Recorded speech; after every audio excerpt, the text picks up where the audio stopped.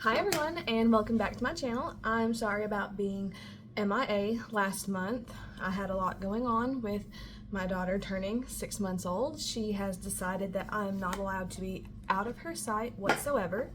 So if you hear that, she is just playing with toys and staring. Yeah. So today I wanted to do a mid-year declutter. I have a box of things that are just sitting in my closet, not getting any use, not getting any love, that I could pass down to family and friends. I will not be doing a giveaway of any of this because it is stuff that I have used. So I wanted to go over everything. I have it all in this box right here. It is quite heavy. A lot of it is palettes because I was able to get through quite a few palettes the first 6 months of this year to be able to kind of narrow down my collection as far as what I really want to use and what does me good.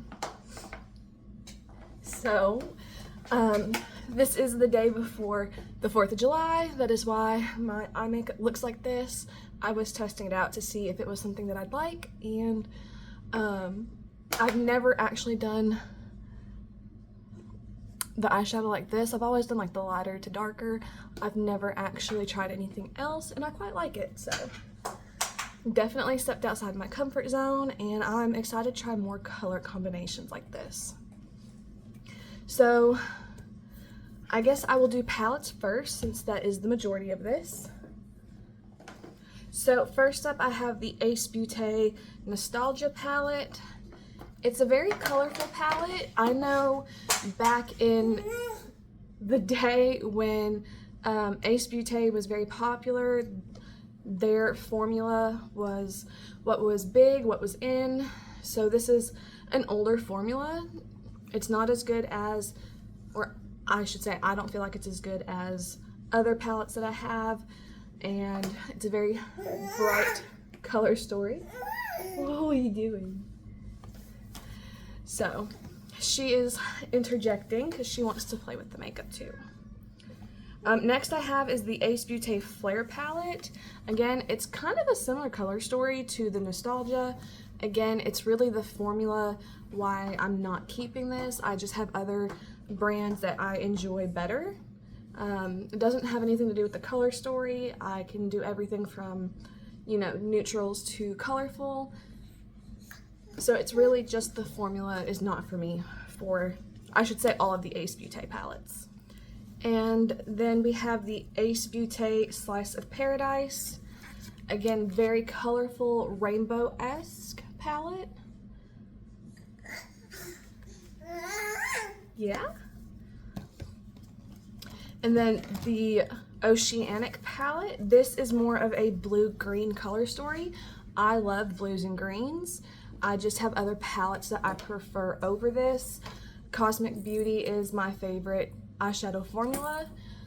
So I would reach for their green palette or the Winter Wonderland before I would reach for this.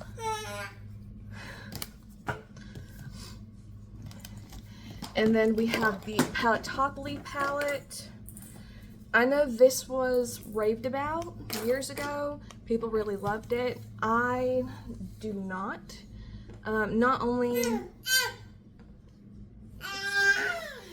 the formula, but I feel like this palette's a little bit repetitive, and it could have used more shimmers. The purples did not blend. I do actually have a video on this palette. I'm not a big fan of pinks. Pinks and purples are kind of the color stories that I don't lean towards. Pinks, purples, and reds. There are some palettes that I would keep with those color stories because I like the brand and the formula. Next I have the Ace Beauté Paradise Fallen. This is a very neutral purple palette. Again, purple's really not my color story. If I was going to reach for purples, it would not be in this palette. And then I have quite a few neutral palettes that I enjoy better than this formula. And then I have the Urban Decay Naked Reloaded. So this is a very neutral palette. Again, I have other indie palettes that I do prefer over this formula. I enjoy actual shimmers instead of satins. So that is why you'll see a lot of neutral palettes leaving, is because I have so many already. I want to keep my favorites. I have the Naked Urban Decay Heat. This is a very warm tone neutral palette.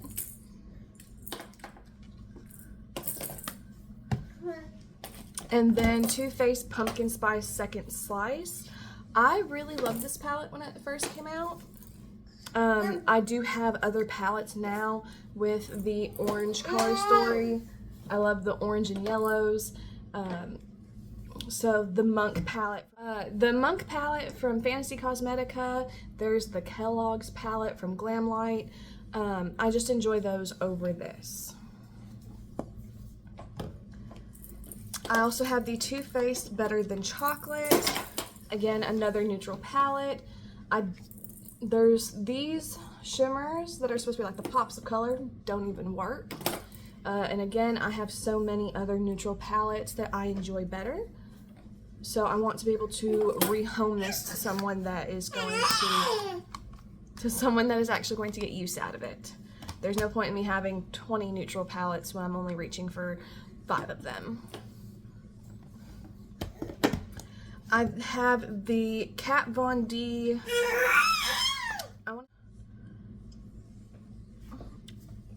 I think it's in French because I recognize that as butterfly, but I don't know how to pronounce it. So this is more of another neutral tone. These are still very pigmented, and these are kind of like highlighters and setting shades. Again, I have other, bless you, I have other shadows that I prefer over this, so I wanted to rehome this. We also have the Tarte Glamour and Gilded palettes. I really enjoyed these when I first bought them, but since having expanded my collection in indie, these palettes really don't get any use, even though, like I said, this one especially is very pretty, and I'm pretty sure my mom would love this. So hopefully she'll be here tomorrow, and hopefully she will take a lot of this off my hands, or knows other friends that will, because it's just sitting, like I said, in my closet. I don't need it. I have plenty of other makeup that I need to try and get through. I have not even been buying new makeup. It has been a month or two, I think, since I've bought anything new, and I really haven't been interested in very much. So I don't know if anyone else has felt like that lately, where like the new releases or collections just don't scratch the itch that used to be there as far as like wanting the newest thing, and a lot of it seems repetitive. The color stories have really seemed repetitive lately. Of course, neutral palettes, that's always going to seem like that. And you know, with the way that things are going as far as like economically and financially, a lot of it's just too expensive to buy all of the new stuff to try, especially when you are kind of iffy on if you'll even use it because you already have so many things that you love. But the last palette I have is the Jeffree Star Cremated palette. This is a very cool tone gray. And then some odds and ends that I have the Victoria's Secret Angel perfume. I have a couple of perfumes, and I think that was one of the newest things I had bought, was actually a set of the Kayali Vanilla Obsession, which I really love. I got the small ones to make sure that I could test them and actually like them before I committed to paying over $100 for a bottle.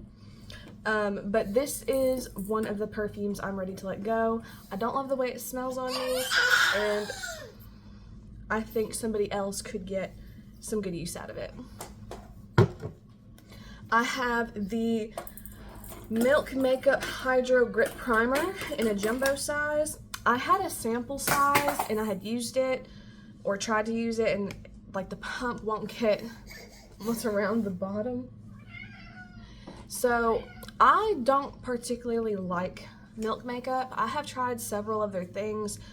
The eyeshadow primer and this, I don't like my skin feeling sticky, because even after it sets down and you put your base on, it still feels it'll feel sticky again after being in the heat for a while, and I really don't like that. I do have drier skin, but I don't like feeling sticky.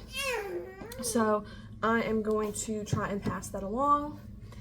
And then I have the NYX Fat Oil Lip Drip. I'm not a big fan of this. I've tried it. The wand is huge. It's extremely sticky, and I don't like sticky. And then I also have the Fat Oil. Yeah? You want your ducky? I have the Fat Oil Slick Click. And this is the Shiny Balm double tap. I have it came in a trio, and I'm keeping the other two because I do like those. This is really red, and red is not my color. So I'm gonna be passing this along for someone else. And then I also have the Glamlight Willy Wonka version of it. So they came out with their own click stick. The Willy Wonka is shimmery and bubblegum pink. Yet not my color. So I will be rehoming that, or trying to rehome that. Then I have two of the Glamlight Viral. Yeah? Two of the Glamlight Viral lip kits. I don't remember which ones these were. They don't have the names on them, which is kind of, I wish they had the name. But this one is just a pink sparkly gloss. It's kind of sticky. And they're both kind of pink sparkly glosses. One's like a bright pink, and one again is like a bubblegum pink. Really, they kind of look the same on the skin. I didn't care for them when I tried them on, so I will be rehoming those. And then I also have two of the lip liners. Again, I don't know which ones they are. I found that a lot of the colors were similar, or actually the same.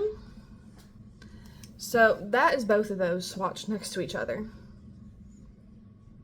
There's really no difference. I don't need 10 brown lip liners. So I will be seeing if anybody else is interested in those. And then next I have a couple of blushes. One is from Odin's Eye. This is Radiant Flame. This is extremely bright and pigmented. I don't really reach for pinks, especially fuchsia, magenta, however you want to describe that. That is extremely pigmented. I'm very pale, so it's kind of hard for me to be able to sheer it out. And another product I have like that is the Glamlight Ghost Face Blush. This is like a red blush. I did try it a few times, and it made me look like a clown. So again, it's very pigmented, and with me being as pale as I am, it's hard for me to sheer out to make it look nice. I have the Benefit Rockateur blush. I don't think there's anything wrong with it. It doesn't smell bad or anything. It's just, you can't really see it on my skin. I guess you can here. But it's kind of more like a bronzer than a blush for me. But it's a little too shimmery to be a bronzer, I think. It does have like a little bit of rosiness to it. But I'm going to see if there is anybody else that would be interested in that.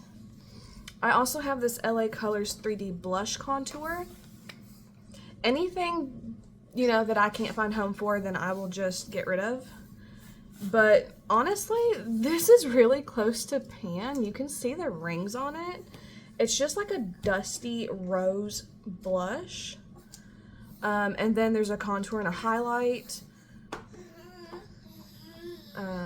Again, my mom may want to use it, and if she doesn't, then I can just get rid of it. It's not a big deal.